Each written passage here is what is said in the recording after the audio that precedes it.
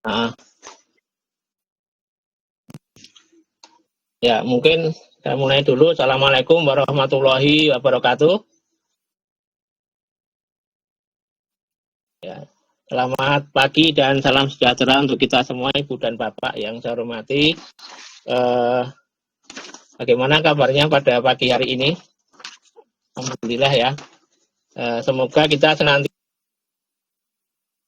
diberi kesehatan, ya, diberi perlindungan oleh Tuhan Yang Maha Esa, dijauhkan dari wabah corona, ya, disehatkan terus agar bisa menunaikan kewajiban kita, sehingga apa-apa yang kita kerjakan bermanfaat bagi sesama dan bernilai ibadah.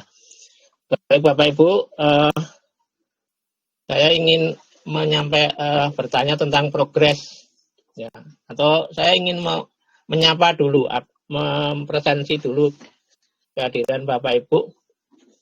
Ini ada Budian Pratiwi ya, ada dari SMA 10 Pontianak, Bu ya.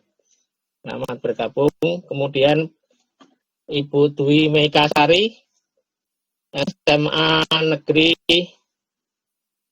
Lebar Pongok, betul? Bangka Belitung. Suaranya tidak terdengar Pak Tanto. Apa atau memang itu? Di-mute ya?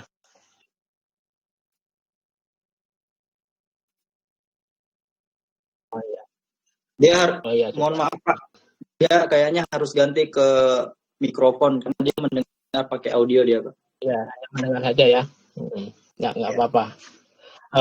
Selanjutnya Bu Hadiatus Sarifah dari SMA Negeri Simpang Rimba. Ada ini.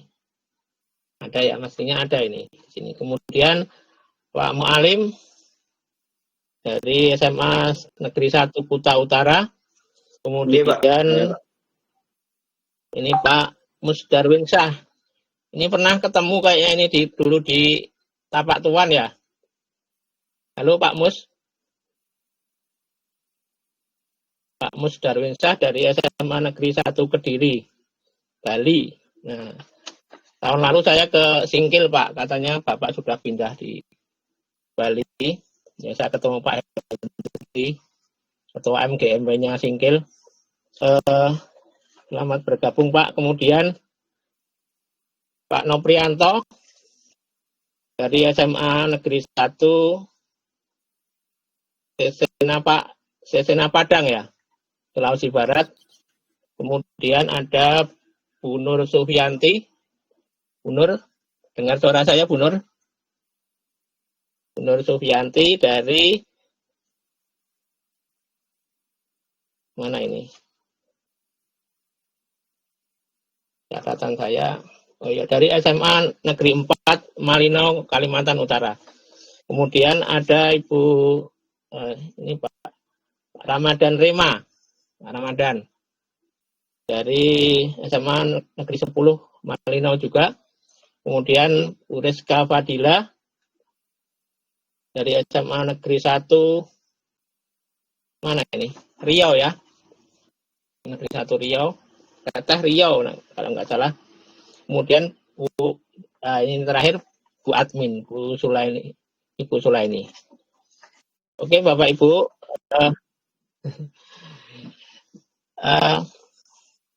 mungkin yang mau ditanyakan terkait dengan LMS-nya seperti apa, mungkin ada dulu yang mau bertanya dulu, biar bisa menjadi masukan atau pelajaran bagi teman-teman yang lain.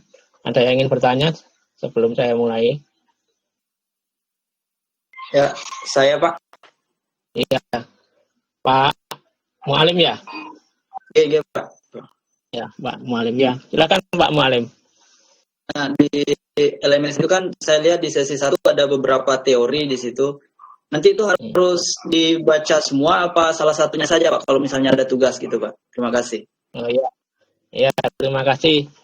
Jadi Bapak Ibu, ini juga koreksi juga bagi kita semua bahwa sebenarnya materi yang saya sampaikan ini adalah materi yang hal baru ya sebenarnya.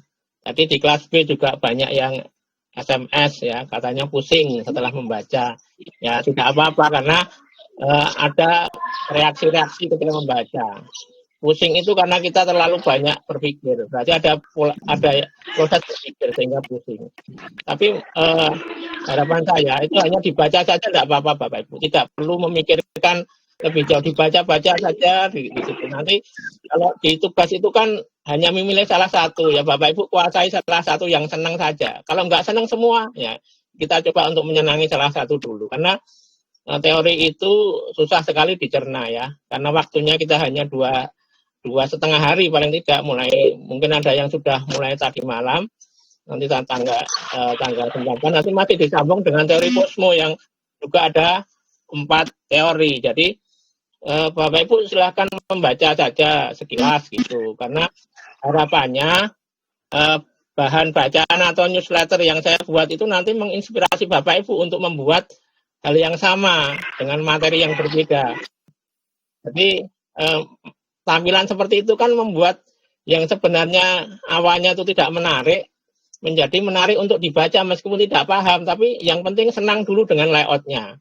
Nah itu nanti yang akan kita ajarkan juga pada sesi 3 tentang pembuatan media grafis. Jadi memang kita harus mencoba menggunakan grafis seni-seni tertentu agar materi itu terkesan menarik. Nanti kalau kita bagikan melalui WhatsApp, melalui kita gabung ke Padlet, kita gabung ke Google Classroom itu menjadi ya tidak hanya sekedar tulisan atau makalah, tetapi itu sudah ada semacam gambar-gambar dan sebagainya membuat anak itu senang. Jadi kuasai satu dulu atau dibaca-baca dulu. Nanti juga akan saya sampaikan mungkin di akhir pertemuan ini jika sudah banyak ini yang gabung, akan saya sampaikan sedikit tentang penjelasan itu. Itu menurut persepsi saya nanti, tetapi itu Bapak Ibu masih bisa gali terus. Ya, karena mempelajari itu juga tidak mudah. Dan itu, tapi kita juga tidak menyerah ya. Nah, seperti saya sampaikan kemarin, belajar teori itu seperti kita menonton film Marvel itu. Ya, banyak sekali kan. Kita menonton sekali saja itu bingung. Nah, ini ceritanya seperti apa? Karena lompat-lompat gitu. Tokoh ini ada di cerita Captain America, ada di Iron Man, ada di Avengers, ada di Ant-Man, ada di Spider-Man dan sebagainya, itu seperti itu. Jadi kalau sebenarnya kalau kita itu nanti sudah tertarik, itu nanti akan mudah sebenarnya mencerna. Dan menurut saya bahasa yang saya gunakan di dalam teori di awal itu di bawah judul itu sebenarnya ya paling tidak isinya seperti itu. Kemudian saya tambahin mungkin nanti dampaknya seperti apa, strateginya seperti apa, dan ini adalah sebuah persepsi interpretasi saya. Nah, Bapak Ibu juga bisa menginterpretasikan yang berbeda juga, banyak contoh-contoh yang bisa dihadirkan melalui itu. Jadi jangan takut untuk membuat sebuah interpretasi, karena nanti akan di dalam teori Kosmo juga ada namanya teori dekonstruksi. Bapak Ibu bisa menafsirkan hal-hal semacam itu, dan nanti itu tidak berhenti pada satu titik. Nanti Bapak Ibu bisa diskusikan dengan teman-teman yang lain, ditanyakan dan sebagainya. Jadi intinya Bapak Ibu tidak perlu bahasa Jawanya ngoyo ya, mencerna sedemikian rupa sampai berusaha paham. Nah, ini sebenarnya 4 teori itu ya saya membuatnya bayangannya sudah lama Pak. Pengennya itu banyak, tetapi hanya bisa 4, dan itu pun saya ringkas dari berbagai macam sumber, sehingga nanti memudahkan Bapak Ibu. Jadi makanya di LK itu salah satu saja teori yang Bapak Ibu kira-kira paham, dijelaskan dengan bahasa sendiri.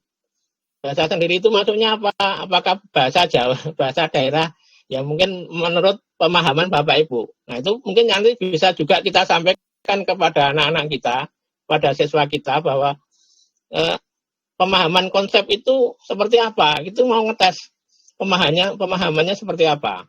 Nah, jadi perlu saya sampaikan juga ini dalam LK itu mungkin nanti Bapak Ibu bisa menginspirasi dari LK itu ya. LK itu saya susun sesuai dengan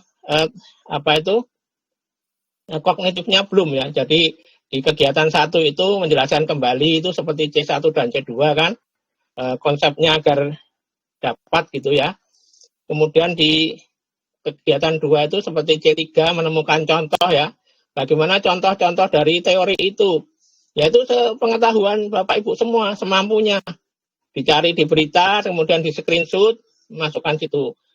Kenapa saya pakai screenshot? Karena itu sebuah keahlian IT sekarang Bapak Ibu harus pintar melakukan screenshot dan membuat gambar agar bisa membuat diskusi kepada anak-anak nanti di dalam pembelajaran jarak jauh.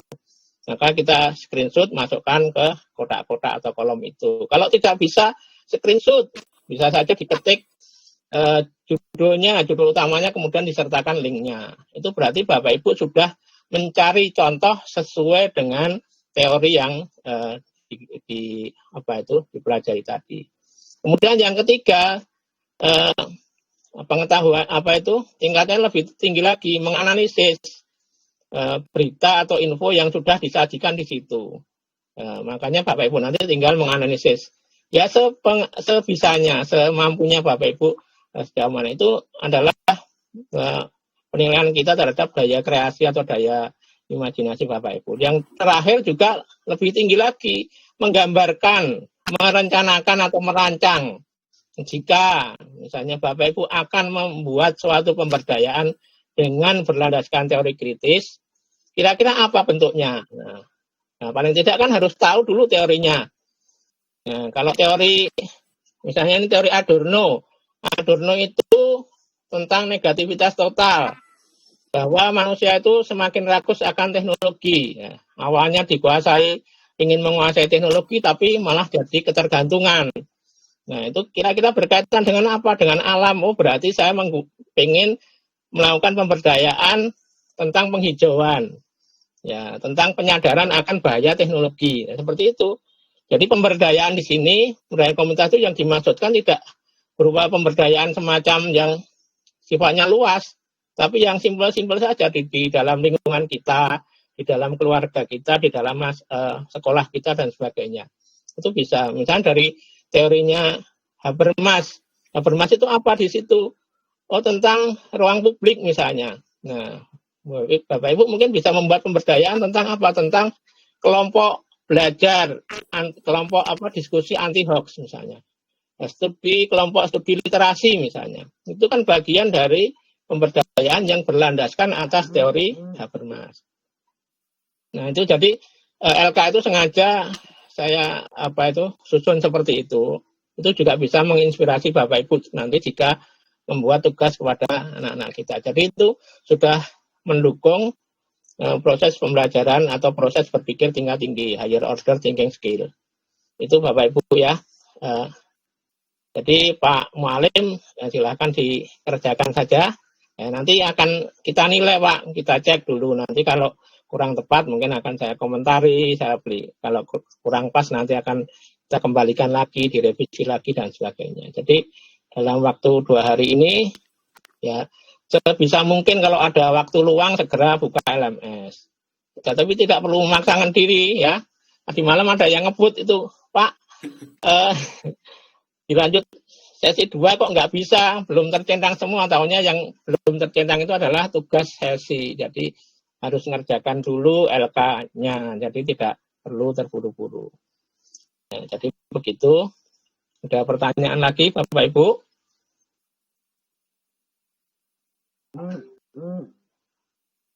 Ya.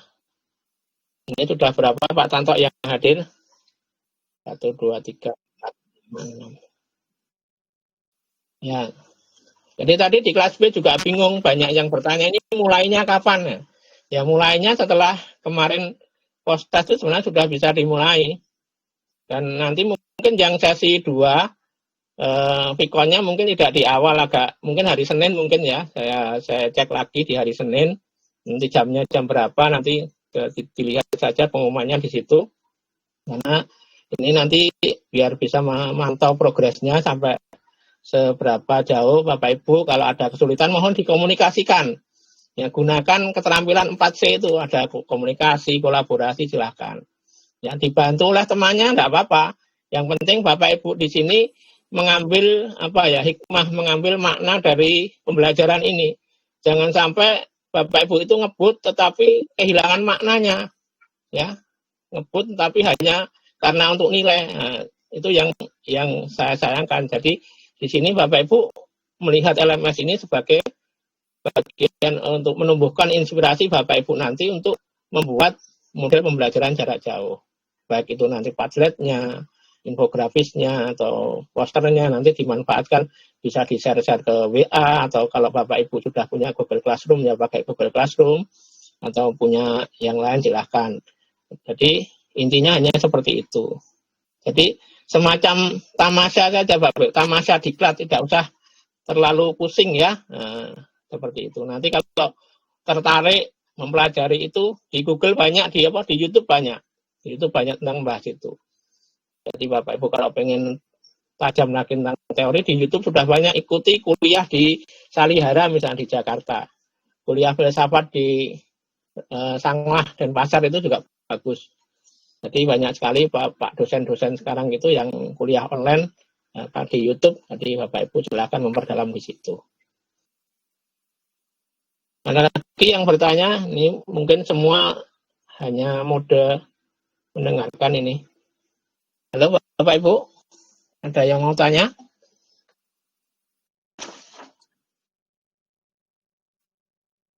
Ya, silakan. Ya, silakan dihidupkan Bapak Ibu jika mau tanya ya. Jangan sampai tidak malu bertanya sesat di jalan ya. Tapi kalau banyak bertanya itu namanya hiperaktif katanya.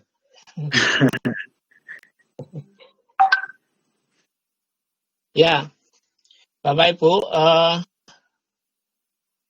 tadi juga disampaikan juga tentang mungkin LK ya, LK-nya. Kenapa LK itu hanya satu ya? Memang sengaja kita buat hanya satu dengan 4 kegiatan. Kalau Bapak Ibu pernah pengalaman sebelumnya mengikuti kegiatan daring kombinasi maupun daring murni di tahun 2015 yang diselenggarakan oleh Kemendikbud. Nah, dulu LK-nya itu banyak sekali itu. Kalau 4 kegiatan itu berarti 4 LK. Nah, itu kesulitan nanti Bapak Ibu menguploadnya. LK-nya memang satu saja tetapi ada 4 kegiatan. Gitu. Jadi ini kalau yang sudah mulai mengerjakan atau yang belum, nah ya apa nanti hari ini dikerjakan, dipikir-pikir tadi seperti itu, tidak usah terlalu terbak ya.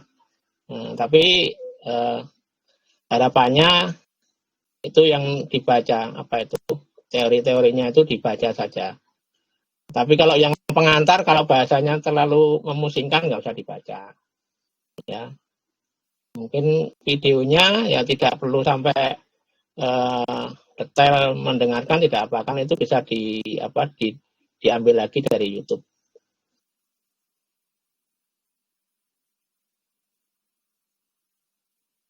Oke, Bapak Ibu ada yang bertanya?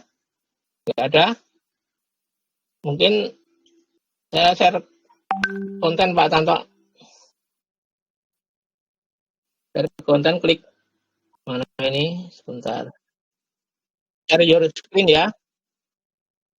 Ya, sebentar.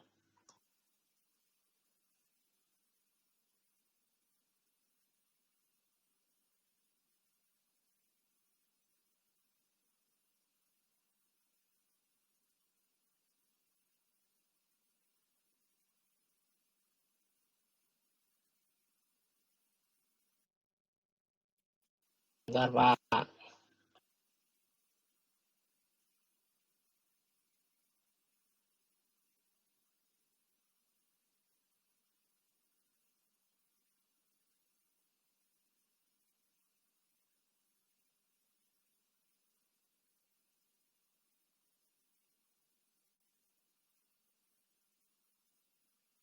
Sudah kelihatan Pak Tanto? Belum? Bentar ya. Oke. Oke Bapak Ibu, saya mulai dari ini dulu ya. Ini menjawab pertanyaan Bapak Ibu kemarin. Ya, jadi teori kritis dalam pembelajaran. Memang teori kritis dan modern nanti yang akan kita bahas ada di buku pembelajaran ya, atau buku siswa dan sebagainya. Ya, karena apa? Karena pengaruh keilmuan pada masa Orde Baru. Nah, kalau Bapak Ibu pernah membaca buku yang ada di sebelah kanan ini ya, kritik sosial dan wacana pembangunan, di dalam buku itu ada tulisan dari Profesor Nasikun ya, kalau tidak salah ya, Profesor Nasikun menyampaikan bahwa ketika pada saat setelah kemerdekaan Indonesia itu kan berada di bawah dua kekuatan besar waktu itu dari Amerika Serikat dan dari Blok Timur ya, terutama dari Tiongkok ya. Jadi Amerika Serikat menawarkan waktu itu ada namanya proyek Camelot. Di situ diceritakan seperti itu. Proyek Camelot itu adalah proyek untuk membantu negara-negara yang baru merdeka agar lebih cepat dalam hal membangun setelah negaranya dijajah. Nah, proyek Camelot itu salah satu programnya adalah mengirimkan tenaga-tenaga ahli yang dari Indonesia untuk sekolah di Amerika. Nah, waktu itu banyak yang dikirimkan ya. Misalnya kalau di sosiologi itu Suryono Sukanto dan teman-temannya. Kalau di antropologi ada Pak Kunchoro Ningrat. Di ekonomi ada dari tokoh-tokoh ekonomi Barclay itu. Nah, di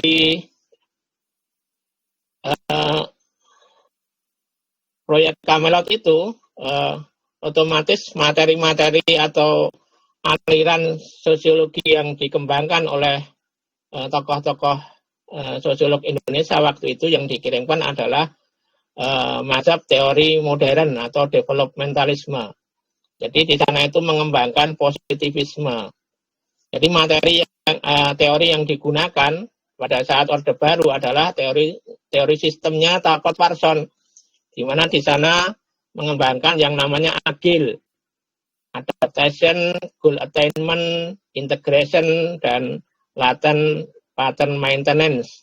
Nah, adaptationnya mulai dengan sistem ekonomi, ya, goal attainment-nya dengan sistem politik, integrasinya dengan sistem sosial, latensinya dengan sistem budaya. Jadi waktu itu pemerintahan Orde Baru menggunakan keempat bidang tadi untuk membangun Indonesia. Dan akhirnya memang stabil ya. Tetapi di situ karena positivisme, ilmu itu berkembang sesuai dengan yang diarahkan oleh pemerintah.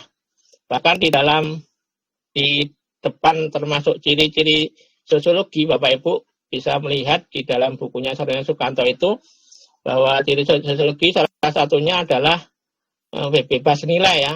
Bebas nilai artinya kita membuat atau penelitian atau apapun ya jujur saja sejujur-jujurnya, tetapi tidak boleh mengkritik, tidak boleh menilai. Dan itu salah satu yang dikritisi sebenarnya oleh teori kritik, bahwa sebenarnya kita di dalam positivisme itu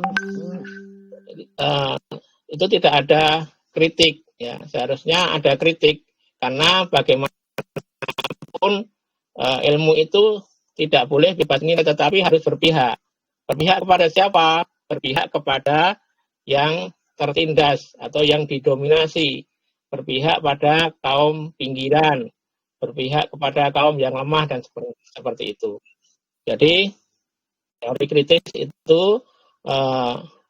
ideologinya adalah mengkritik positivisme atau developmentalisme. Jadi mengapa sosiologi pada waktu itu ya hanya mempelajari itu saja, belajar mulai dari nilai dan norma, bagaimana nilai dan norma itu nanti ditaati oleh masyarakat. Kalau tidak taat namanya perilaku menyimpang, Maka dari itu ada kontrol sosial ya, agar bisa terjadi keteraturan sosial dan sebagainya. Kemudian ada lembaga-lembaga dan sebagainya. Nah, pada waktu itu juga ada di dalam lembaga itu mungkin teorinya Merton namanya ada apa itu fungsi ya, fungsi lembaga, fungsi manifest dan fungsi laten. Nah, itu tidak dibongkar. Tetapi kalau nanti di dalam Posmo ya, fungsi laten itulah yang dibongkar karena bisa jadi fungsi laten itu justru menyimpan ideologi-ideologi tertentu yang memperkuat atau apa itu ada ideologi lain yang terselubung di dalamnya. Jadi itulah mengapa sosiologi itu tidak ditulis atau jarang sosiologi kritis itu jarang diperbincangkan di dalam masa Orde Baru, sehingga buku-buku yang banyak kita gunakan itu memang tidak memunculkan teori kritis dan Posmo. Tapi kalau Bapak Ibu mengikuti perkuliahan di perguruan tinggi itu sebagian sudah masuk dalam materi kuliah. Nah, kemudian memang nanti di dalam buku ajar semuanya memang Suryono Sukantoisme ya, kita tidak bisa lepas dari Pak Suryono Sukanto itu karena bukunya sangat rigid sekali ya, penuh banyak teorinya di sana. Nanti bisa Bapak Ibu kembangkan selain menggunakan itu Suryono Sukanto, Bapak Ibu juga bisa nanti kalau membuat modul sendiri bisa menambahkan dengan teori kritis ini ya, karena teori kritis ini justru yang sekarang banyak berkembang ketika perubahan sosial semakin cepat dan globalisasi semakin meningkat seperti saat sekarang ini. Nah, kemudian selanjutnya saya masuk ke teori ya, berbicara sedikit teori ini tentang teori dialektika negatif atau negativitas total oleh Theodor Adorno. Jadi, nah, Bapak Ibu jika sudah pernah mendengar ya Adorno, nah seperti Duran ini, Adorno, ya dialektika negatif. Nah, apa yang disebut dialektika negatif atau nanti negativitas total itu? Dialektika negatif itu ya pembalikan total atas peran manusia yang tadinya subjek menjadi objek. Contohnya di sini awalnya itu manusia ingin memanfaatkan teknologi untuk kesejahteraan. Namun justru karena kerakusannya justru menjadi ketergantungan. Dialah sebenarnya yang menjadi rakus dan tergantung dengan alam, dikuasai oleh alam. Contoh lain misalnya Bapak Ibu yang awalnya menggunakan telepon ponsel misalnya, menggunakan HP yang awalnya hanya untuk komunikasi dan sebagainya, namun akibat ketergantungan ya, sudah ketergantungan dengan teknologi, akhirnya bangun tidur itu sudah pegang HP. Kalau tidak bawa HP sudah merasa ya tidak enak dan sebagainya. Itu berarti sudah terpengaruh oleh ini tadi negativitas total atau dialektika negatif ini. Begitu pula ada istilah kalau dalam anak muda itu ada misalnya Bapak Ibu pernah mendengar cinta itu yang sedang ngetren viral itu ya. Mungkin awalnya dia hanya ingin mencari pasangan yang untuk memberikan motivasi dan sebagainya untuk membantu kelancaran aktivitas dan sebagainya. Namun lama-lama karena cintanya terlalu cinta akhirnya dikuasai oleh cinta itu sendiri sehingga diperbudak, diapa-apakan kehilangan apa-apa akhirnya. Nah, itu juga termasuk negativitas total atau dialektika negatif. Itulah tafsiran-tafsiran semacam itu boleh-boleh saja Bapak Ibu. Jadi jangan khawatir atau jangan takut untuk menafsirkan. Jadi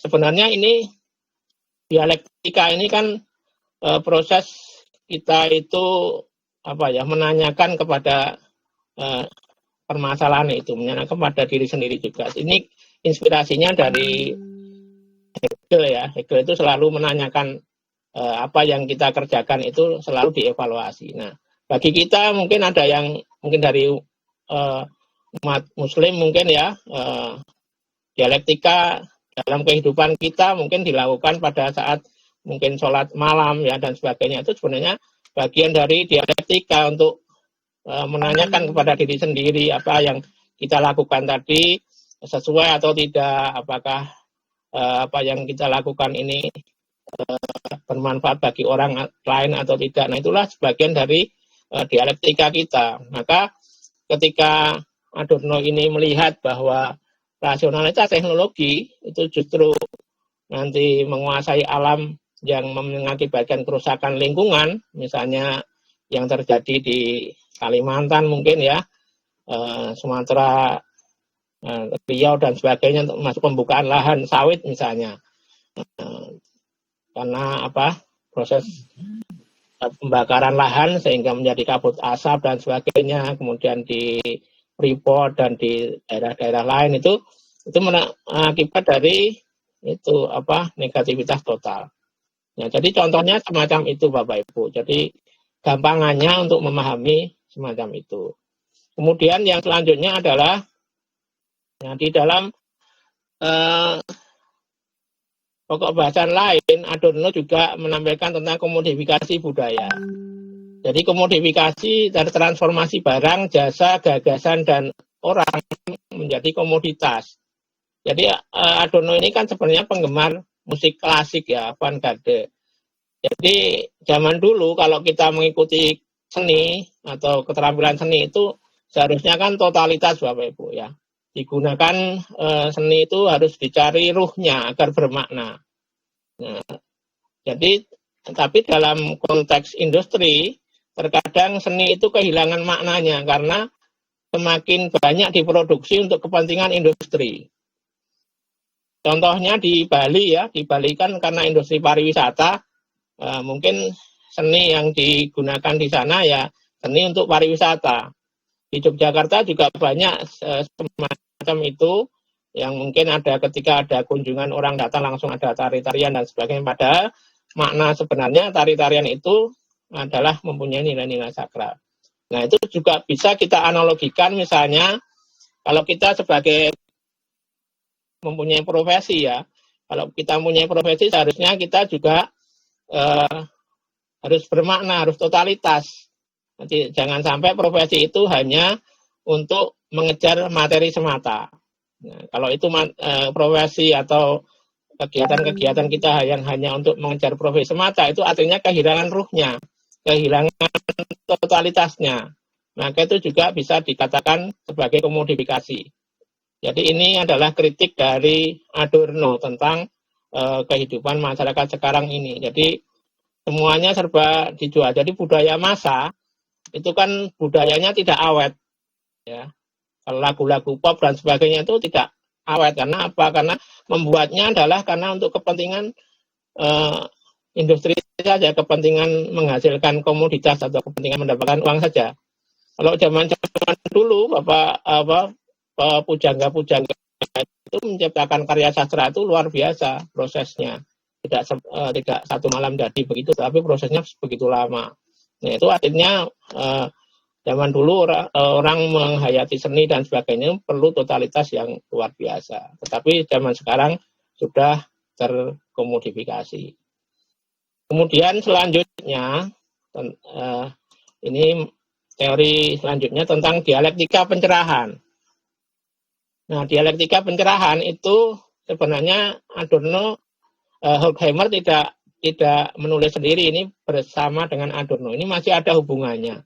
Ada hubungannya dengan dialektika negatif tadi. Jadi di sini masa pencerahan dulu yang dianggap sebagai masa keberhasilan ya, rasionalitas teknologi sehingga diharapkan bisa mensejahterakan manusia, tetapi ternyata malah justru menghasilkan penindasan atau penguasaan manusia atas satu terhadap penguasaan yang lainnya.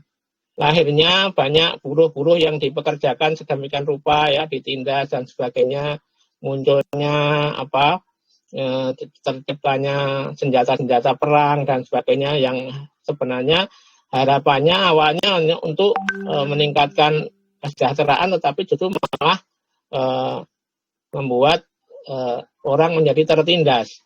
Nah, itulah dialektika pencerahan. Harusnya pencerahan itu dipertanyakan lagi ya, dievaluasi betul atau tidak dan sebagainya. Nah, Adorno dan Horkheimer itu menawarkan solusinya ya apa? Solusinya agar ya kita jangan rakus ya. Solusinya hanya itu saja. Kita harus berintrospeksi agar tidak boleh rakus. Nah, pencerahan itu ternyata menghasilkan mitos, Bapak Ibu ya. Mitos itu kalau di sini juga diartikan sebagai mode of domination atau ideologi yang terus diproduksi untuk kepentingan tertentu.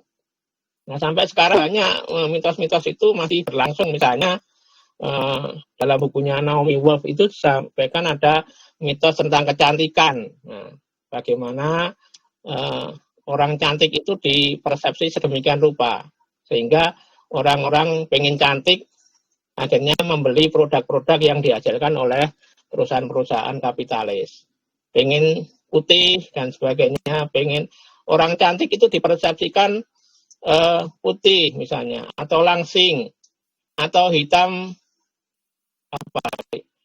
manis misalnya. Karena di dalam mitos kecantikan itu ternyata ada tren-trennya. Misalnya tren kecantikan tahun 2019 atau tren kecantikan abad 21. Itu cantiknya seperti apa? Itu adalah mitos. Kemudian bagi bapak-bapak misalnya, dulu dulu ada namanya juga mitos kejantanan misalnya. Nah, itu kemudian lahir banyak diproduksi obat-obat kuat dan sebagainya. Nah, kemudian ada juga mitos-mitos yang lain, termasuk mitos tentang teknologi. Atau mitos tentang, sekarang ini juga bisa kalau mau Bapak Ibu mau membongkar mitos tentang COVID-19, itu juga bisa saja. Nah, itu adalah dialektika pencerahan. Jadi intinya bahwa pencerahan itu ternyata telah kebablasan dan akhirnya menindas manusia, sehingga perlu dilakukan dialektika, dilakukan evaluasi, dilakukan dialog-dialog kembali agar tidak terjadi penindasan terhadap manusia atau penghisapan terhadap kekayaan alam. Kemudian selanjutnya tentang manusia satu dimensi oleh Herbert Marcuse atau Marcuse ya kalau orang bilang Herbert Marcuse. Ini juga masih nyambung juga dengan teori dari Adorno dan Horkheimer, karena ini satu angkatan di masa Frankfurt. Jadi manusia satu dimensi itu adalah manusia yang hanya memuja teknologi. Saking memujanya sehingga melupakan sifat-sifat kemanusiaan dan akal budi itu sendiri. Jadi masyarakat industri itu dituntut terus untuk industri itu semakin lama semakin sempurna begitu ya. Semuanya serba sempurna. Semuanya tergantung oleh teknologi. Jadi jangan sampai ini pesan moral juga kepada kita dan kepada anak-anak kita, jangan sampai kita itu keranjingan teknologi ya, sehingga melupakan tugas-tugas kita sebagai manusia. Misalnya kalau yang umat muslim misalnya terlalu banyak memuja teknologi akhirnya melupakan ibadahnya. Teknologi hanya digunakan untuk saling menghujat misalnya dan sebagainya. Inilah manusia satu dimensi. Harusnya manusia itu banyak dimensi, ada dimensi kemanusiaan, ada dimensi ketuhanan dan sebagainya. Tetapi di sini dikritik oleh Herbert Marcuse bahwa manusia zaman sekarang itu banyak yang terjebak oleh manusia satu dimensi. Kemudian yang selanjutnya dari teori Jürgen Habermas, ini merupakan generasi kedua ya setelah Adorno dan Horkheimer. Ini juga Habermas ini mengkritik pendahulunya bahwa sebenarnya rasionalitas instrumental itu perlu diganti dengan rasional komunikatif. Artinya apa? Artinya kita perlu mendahulukan yang namanya komunikasi. Bahwa teknologi itu sebenarnya adalah alat. Tetapi yang mengoperasikan adalah manusia atau orangnya. Oleh karena itu, orangnya itulah yang perlu dikomunikasikan agar teknologi itu tidak membahayakan bagi orang lain.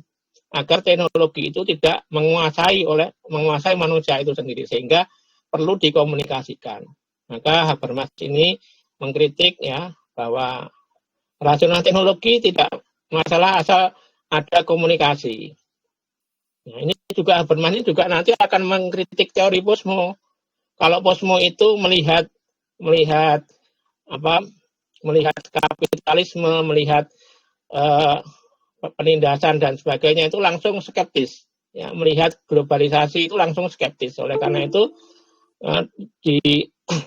oleh Habermas dikritik bahwa seharusnya tidak perlu skeptis, tetapi harus ada dialog, harus ada komunikasi. Maka Habermas itu selalu menampilkan rasional komunikatif. Dan ini teori-teori Habermas ini sangat dulu ketika awal-awal menjelang reformasi ini sangat populer sekali, sangat tren sekali, karena ketika informasi itu dibuka sebesar-besarnya ya, manusia atau warga negara bisa menyalurkan pendapatnya sesuai dengan kemerdekaannya. Sebenarnya itu sudah tertuang juga dalam Undang-Undang Dasar Negara kita di pasal 28 itu, tetapi dulu sepertinya kurang begitu berfungsi. Nah, sekarang model-model semacam ini sudah banyak sekali di tengah-tengah kita, rasional komunikatif, setiap acara dan sebagainya malah justru cenderung untuk banyak debat yang malah kontraproduktif juga.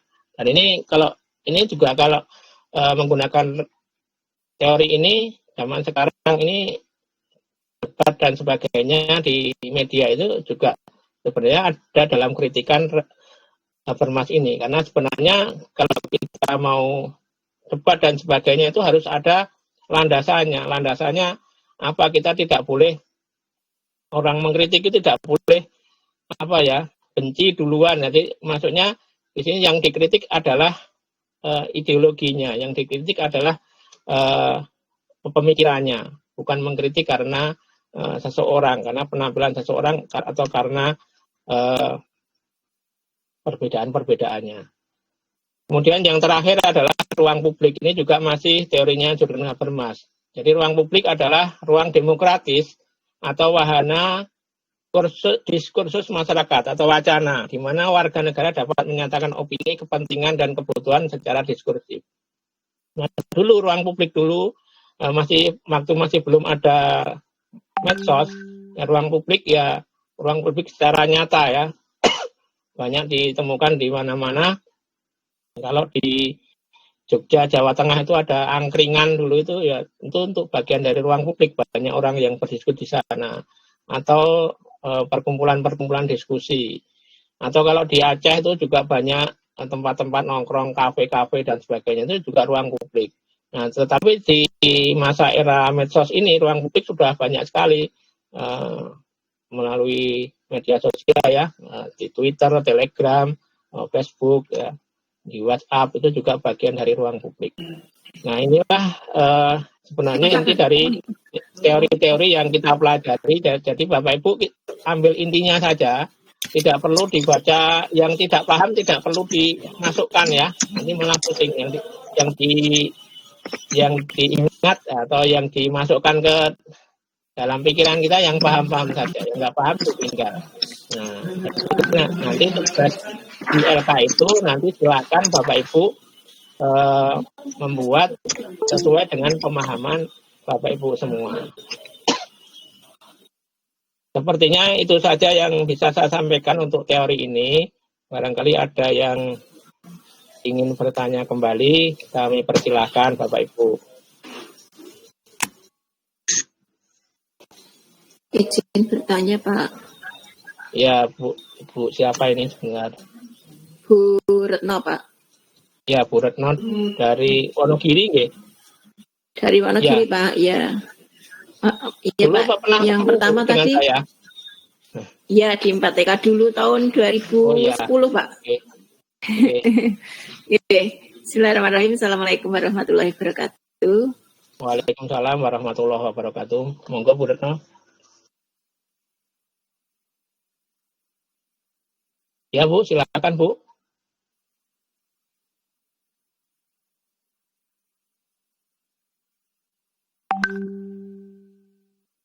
Halo, Bu Retno.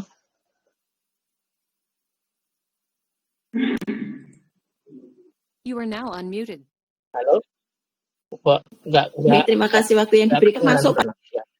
Ya, silakan, Bu.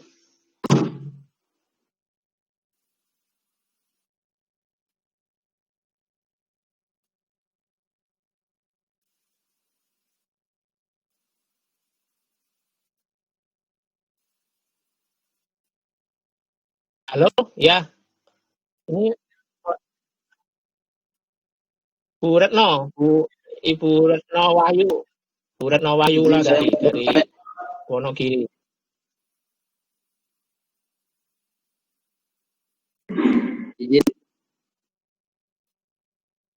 Izin saya bertanya, Pak. Iya, Halo. silakan Pak. Ya berarti. Oh iya, ya tadi Bu Retno ya. Pak Andi, Pak, dari Kalimantan Tengah, Pak.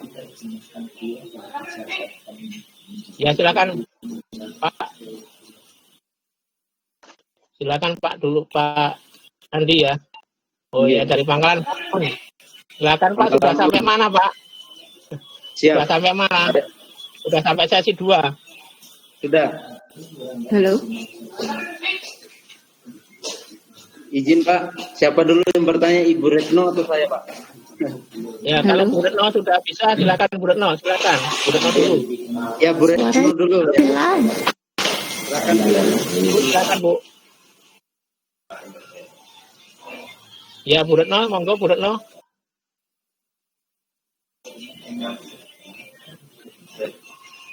Ya, Bu Retno, monggo Bu.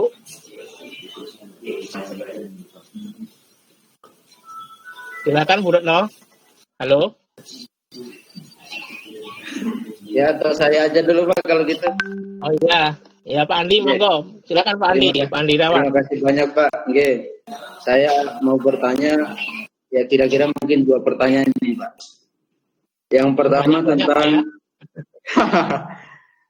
ini mungkin yang pertama tentang teori Marxisme dialektika, Pak. Bisa, Pak, dengar suara saya? Ya. Oke. Teorinya yang ada di dalam pelajaran ya Pak ya, yang di luar Iya, Pak. tidak saya sampaikan Pak ya. Ya. Siap. Materinya yang kapitalisme, proletar, dan burjuis itu, Pak. Ya. Iya. Jadi Ya gimana Pak? bisa nggak diuraikan secara detail sedikit, Pak, tentang sistem kapitalisme ini yang mungkin sedikit